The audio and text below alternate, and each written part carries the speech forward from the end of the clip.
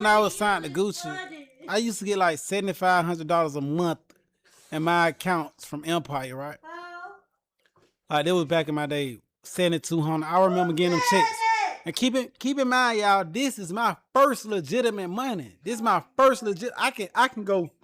I feel so comfortable with this money that I went and bought my first Lamborghini with the first legitimate money that I got. Gucci had gave me 150,000. I fucked around and ran up like 200,000 legitimately out of just doing music and shows and shit. So when I got my first $400,000 legitimately, I went and bought me a Lamborghini. You smell me? So like as time, What kind of Lamborghini you bought? Vencedor Roadster. And you bought that with the check that you made from Gucci? Yeah, I bought that from the check when I made for Gucci, right?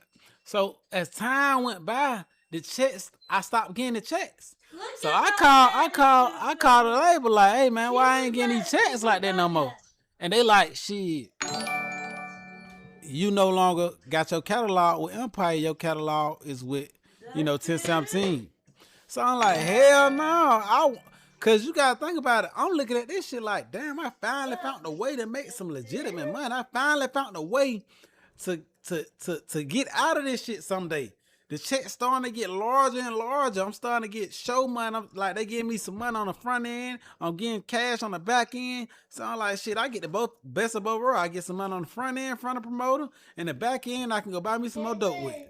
So I'm like, shit, I can run this shit up like this. So now, when they telling me I ain't gonna get these more checks, these checks no more because I'm signed with 1017, I walked the Gucci.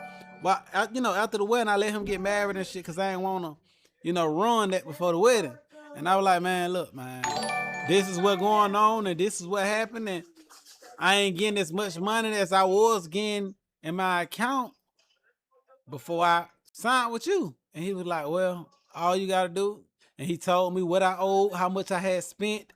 And he like, them folk want their money back. And they spent this on your lawyer, they spent this.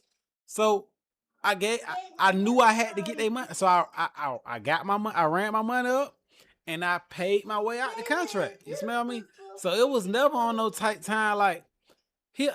Like even in the paperwork that we read, the things that they saying about Gucci went to the meeting with Pooh Shiesty with intent to work out the contract.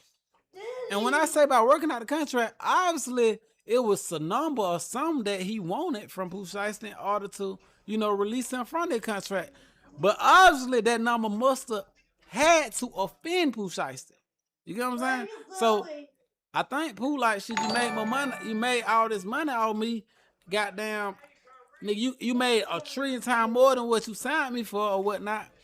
And I don't feel like I gotta give you whatever he was asking for, whatever Gucci was asking for. So it was a conversation. Like, it's always been a conversation. But I know for a fact. But they saying so from